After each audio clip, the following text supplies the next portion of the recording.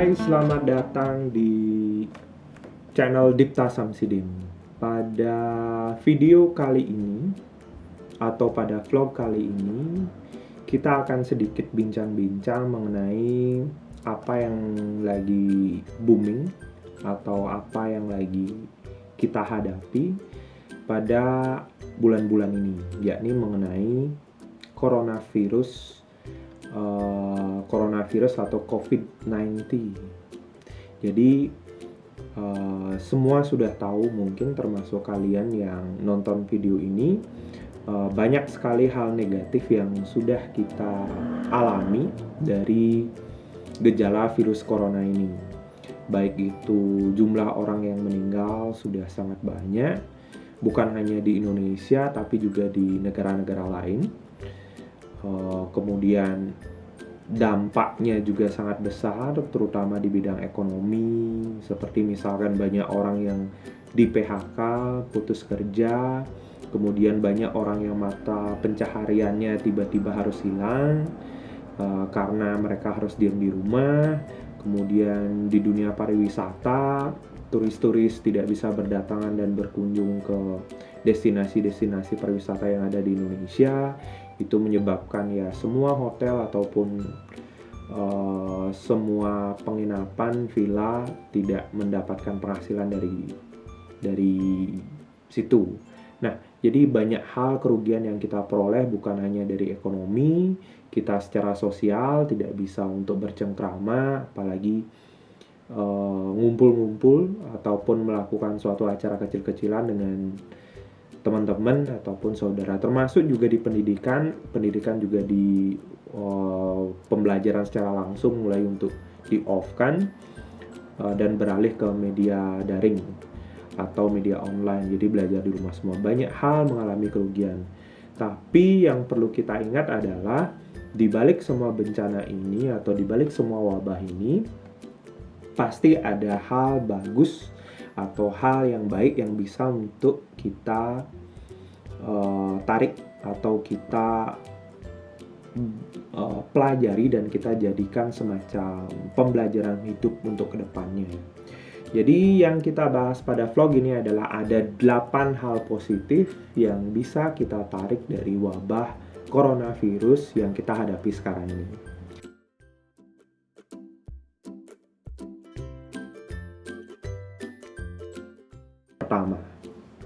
Dari yang pertama adalah dampak dari coronavirus ini, salah satunya yang pertama yakni kita bisa kumpul dengan keluarga.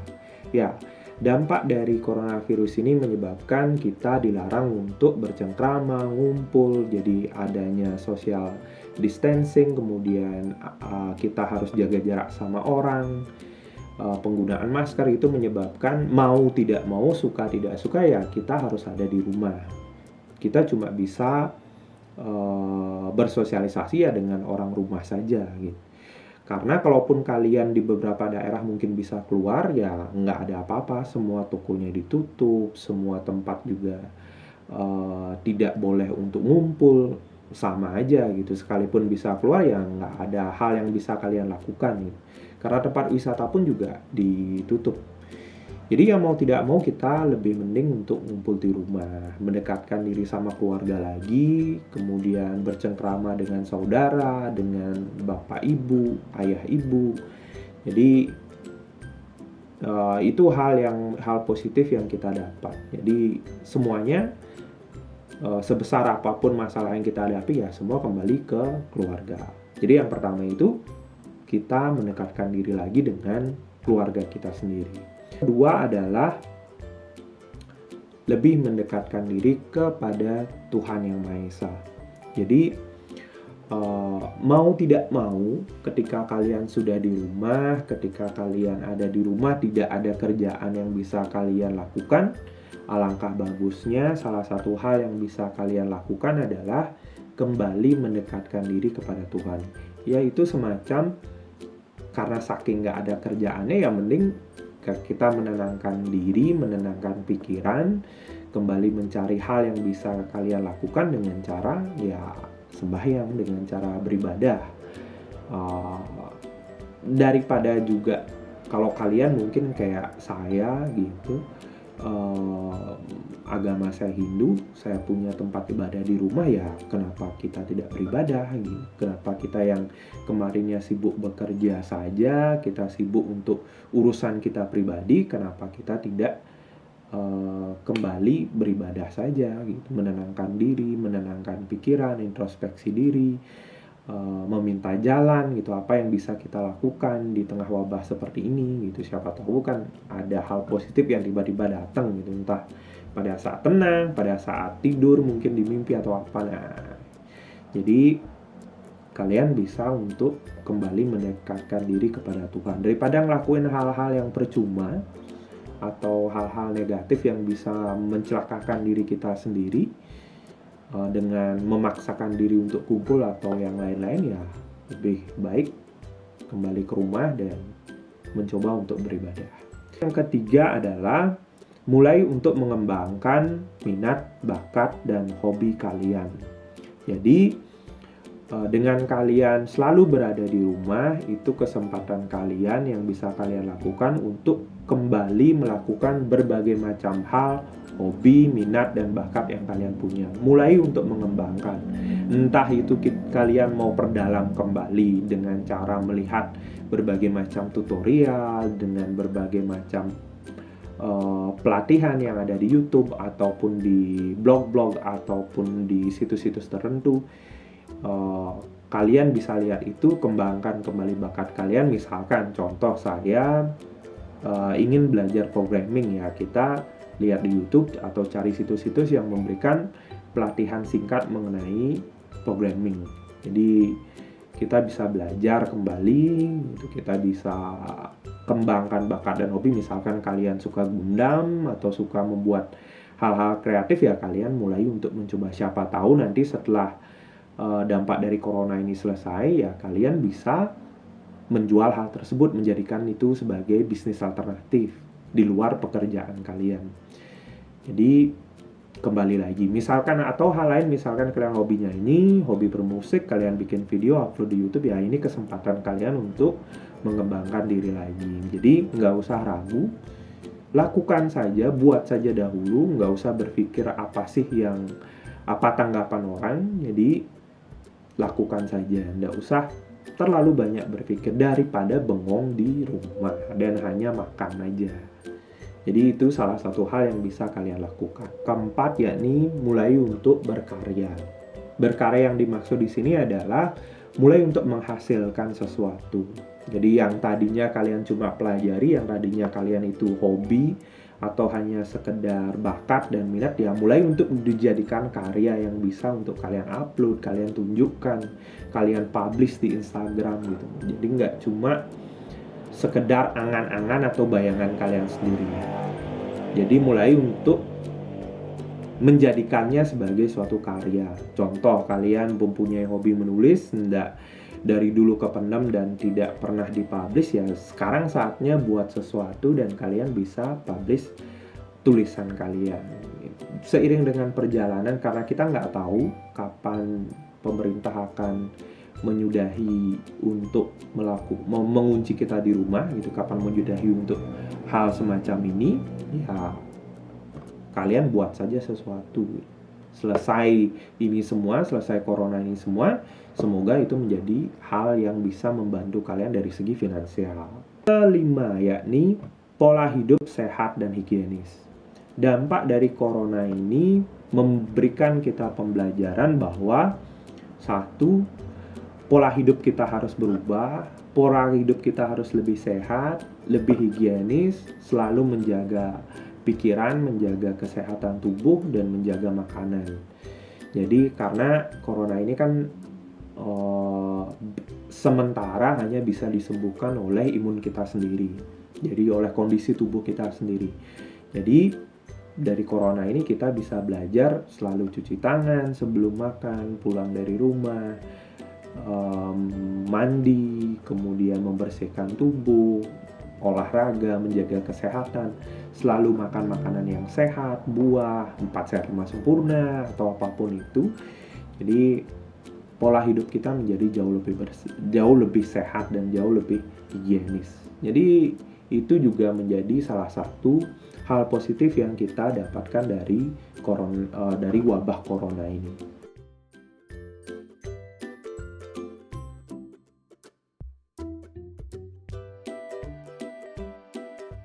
Yang keenam, yakni belajar memanajemen keuangan. Corona ini menjadikan kita terkunci di rumah. Kita nggak bisa ngapa-ngapain. Dan penghasilan mungkin berkurang. Sehingga tabungan pasti akan terkuras untuk memenuhi kebutuhan sehari-hari. Jadi, Corona ini juga memberikan kita pembelajaran bagaimana memanajemen keuangan dengan lebih bagus, sehingga kita tidak menghabiskannya dengan sekali belanja saja. Jadi bisa memilah-milahnya apa yang harus dibeli dan apa yang bisa ditunda, mulai untuk berpikir itu, mulai untuk manajemen apa yang harus kita beli dan apa yang bisa ditunda, apa yang penting dan tidak penting untuk dibeli.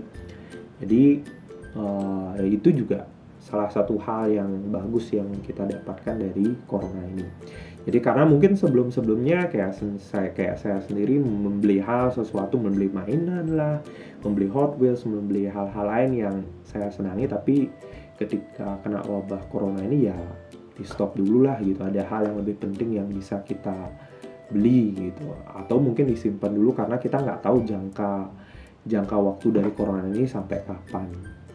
Ya, jadi itu salah satu pembelajaran yang kita dapatkan juga mengenai belajar memanajemen keuangan dengan lebih bagus.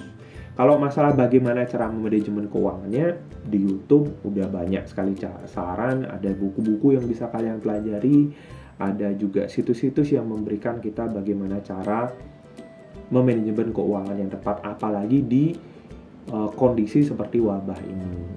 Ketujuh, yakni belajar mandiri dan bertanggung jawab, terutama dalam pendidikan. Jadi maksudnya itu adalah kalau kalian seorang siswa atau mahasiswa yang masih pada tahap belajar dan masih pada tahap mengembangkan diri dan terkena dampak corona sehingga kalian harus diam di rumah, kalian harus mulai untuk belajar bagaimana mandiri dan bertanggung jawab. Ini juga menjadi suatu masalah yang besar bagi para siswa ataupun mahasiswa, karena saya sendiri seorang guru dan saya juga punya adik-adik yang masih pada tahap sekolah ataupun pada tahap perguruan tinggi, masih berada di jenjang sekolah dan perguruan tinggi. Jadi mulai untuk belajar bagaimana bertanggung jawab terhadap waktu, memanajemen waktu, kapan saatnya belajar, kapan kalian di rumah bersosialisasi dengan orang-orang di rumah, kapan membantu orang tua, ya bertanggung jawab. Kalau misalkan ada jadwal untuk daring, ya daring.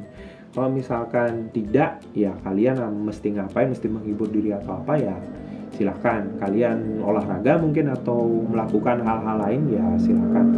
Yang jelas mulai untuk memilah-milah, membagi waktu dengan tepat. Jadi jangan sampai ada yang keteteran, karena metode belajar online ini juga lumayan beresiko. Jadi kadang-kadang mungkin kalian ketika di rumah ini terbiasa untuk tidur sampai siang, tiba-tiba pembelajarannya dilakukan sesuai dengan jadwal sekolah, ya kalian keteteran. Orang udah belajar, kalian masih tidur gitu. Apalagi kalau seandainya gurunya tidak melakukan absensi atau tidak menelpon kalian ketika kalian nggak hadir pada saat pembelajaran online, ya udah lewat sehari itu. Jadi mulai untuk belajar mandiri, meskipun sulit harus dibiasakan. Toh juga di rumah gitu lebih nyaman juga daripada di sekolah gitu, dan juga pastinya pembelajarannya waktunya nggak full kayak di sekolah. Jadi mulai untuk belajar mandiri lah gitu. Apalagi jangka waktunya ini panjang, nggak bisa kalian terus-terusan berada pada kondisi nyaman yang kalian malas-malasan aja. Kalian harus berubah menjadi lebih baik lagi, kemudian belajar untuk membagi waktu dalam melakukan proses pembelajaran sehingga semuanya lancar.